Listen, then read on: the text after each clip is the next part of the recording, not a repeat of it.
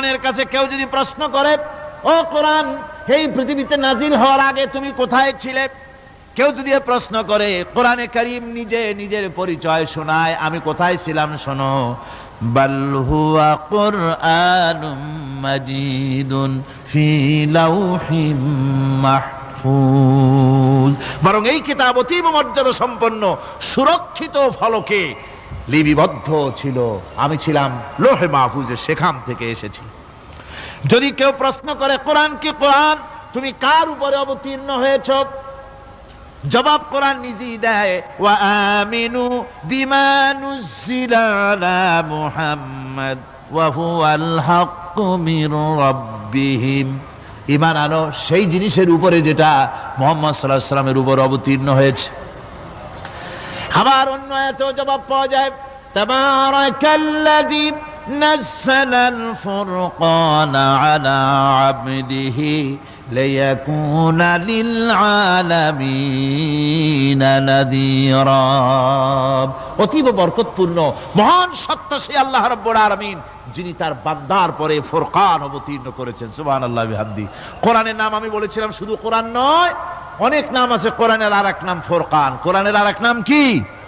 আল ফারকু বাইনাল হক্কি ওয়াল বাতিল।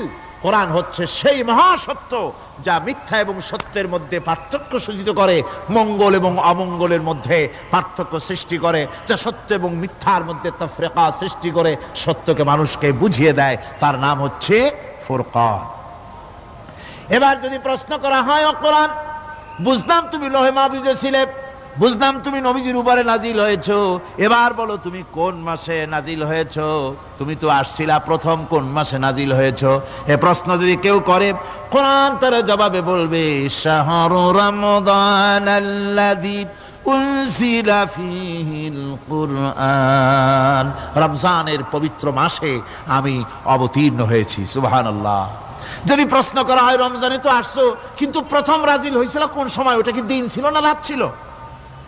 কোরআন তার জবাবে বলে, ইন্না আনজালনাহু ফি লাইলাতিল কদর, কদরের পবিত্র রাতে আমি এই পৃথিবীতে আমার আগমন ঘটেছিল। যদি প্রশ্ন করা হয়, বুঝলাম সবই, কেন নাজিল হয়েছে তুমি? এই পৃথিবীতে তোমার আসার উদ্দেশ্য কি? মূল কাজটা কি? এই প্রশ্ন যদি করা হয়, কোরআনে কারীম তার জবাবে বলে, শোনো কেন এসেছি।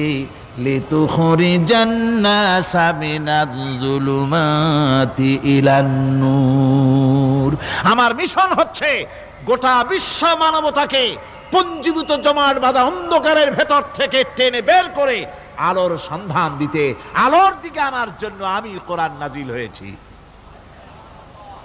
গোটা পৃথিবীর মানুষ আছে অন্ধকারের ভিতরে। কিসের মধ্যে? অন্ধকার কি? অন্ধকার হচ্ছে পুঁজিবাদ, অন্ধকার সমাজতন্ত্র, অন্ধকার ধর্ম নিরপেক্ষতাবাদ, অন্ধকার জাতীয়তাবাদ। মানুষের তৈরি করা যত মতবাদ সব কি? জোরে কোন, সবগুলি কি? অন্ধকার। এই অন্ধকারের ভেতর থেকে মানুষগুলিকে টেনে আনবে কোরআন কিসের দিকে? আলোর দিকে। এবার যদি প্রশ্ন করা হয়, বুঝলাম তুমি অন্ধকার থেকে আলোর দিকে নিয়ে আসবে, আলোর দিকে আসলে পরে ফায়দাটা কি হবে? মূল ফায়দাটা বুঝায় দাও, আসল ফায়দা কি হবে তোমারে যদি মানি? কোরআন তার জবাব দেয়, নিজের পরিচয় নিজে তুলে ধরে, ফামান তাবিআ হুদায়া ফালা খাউফুন আলাইহিম ওয়ালা হুম ইয়াহজানুন। এই কোরআনকে যদি মেনে চলো, এই কোরআনের আইন যদি মানো, সমাজে মানো, ব্যক্তিতে মানো, পরিবারে মানে, রাষ্ট্রে মানো, জীবনের সব ক্ষেত্রে সমস্ত জায়গায় যদি এই কোরআনকে মেনে চলো, ফালা খাউফুন আলাইহিম, তাহলে তোমাদের কোনো ভয় থাকবে না, ওয়ালা হুম ইয়াহজানুন, কোনো চিন্তাও থাকবে না। কিসের ভয় থাকবে না? কোরআনের আইন মেনে যদি চলো সমাজে ও রাষ্ট্রে, চুরির ভয়, ডাকাতির ভয়, জিনার ভয়, হত্যার ভয়, সন্ত্রাসের ভয়, কোনো ভয় থাকবে না। ওয়ালা হুম ইয়াহজানুন, চিন্তাও থাকবে না। খাওয়া পড়া, শিক্ষা, চিকিৎসা, বাসস্থান, এগুলির কোনো চিন্তা থাকবে না। কোরআনের সমাজে সব কিছুর গ্যারান্টি দেওয়া হবে, সবগুলি পেয়ে যাবে। এখন যদি আবার প্রশ্ন করা হয়, কোরআন বুঝলাম তোমারে মানলে পরে সব ফায়দা হবে, তাহলে এবার জবাব দাও, তোমার ভিতরে কি রাজনীতি আছে নাকি? আমি তো মানুষ, আমার রাজনীতি করা লাগে। Man is social animal. আমরা তো জঙ্গলের পশু নই, আমরা তো মানুষ। আমাদের সমাজ আছে, আমাদের পৌর নির্বাচন আছে, আমাদের জাতীয় নির্বাচন আছে, আমাদের কলকারখানা আছে, জমিন আছে, আমাদের রাজনীতি, অর্থনীতি, সমাজনীতি আছে, পারিবারিক নীতি আছে, অনেক নিয়ম মালা আছে, নিয়ম নীতি আছে। তোমারে মানলে তোমার ভিতরে কি ওগুলো আছে নাকি, সে কথা বলো। কোরআন তার জবাবে বলে, وَنَزَّلْنَا عَلَيْكَ الْكِتَابَ تِبْيَانًا لِكُلِّ شَيْءٍ وَهُدًى وَرَحْمَةً وَبُشْرَى لِلْمُسْلِمِينَ। কোরআন জবাবে বলে, শুনে রাখো, শুধু অর্থনীতি সমাজনীতি নয়, শুধু রাজনীতি আর শিক্ষানীতি যুদ্ধনীতি নয়, তোমার জীবনে যা কিছু দরকার, ইহকালে যা কিছু দরকার, পরকালে সব কথাগুলি আল্লাহ রব্বুল আলামিন আমি কোরআনের সিনার ভিতরে খুলে খুলে বর্ণনা করে দিয়েছেন। সব কথা এ কোরআনে কারীমের ভিতরে রয়েছে। তোমার এমন কোনো জিনিস নাই যা তুমি কোরআনে কারীমের মধ্যে পাবে না। তোমার সমস্ত প্রয়োজন আমার বুকের মধ্যে আল্লাহ দিয়ে দিয়েছেন। বিজ্ঞান আছে, দর্শন আছে, ইতিহাস আছে, সব আছে এর মধ্যে।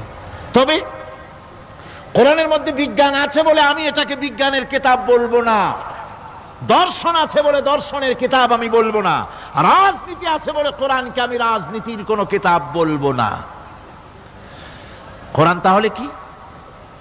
কোরআন হচ্ছে অর্থনীতি, সমাজনীতি, রাজনীতি, পারিবারিক নীতি, মানুষের জীবনের যা কিছু প্রয়োজন, সমস্ত নীতি মালার নীতি গ্রন্থের নাম হতেছে কোরআনে কারীম।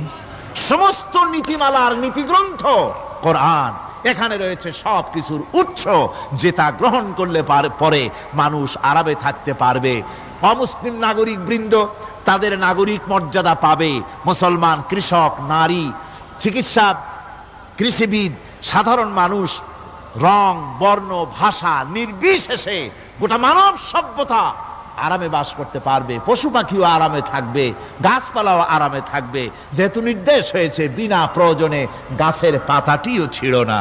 ইসলামের সমাজ যদি চালু হয়, গাছেরাও আরাম পাবে, পাহাড়ও আরাম পাবে।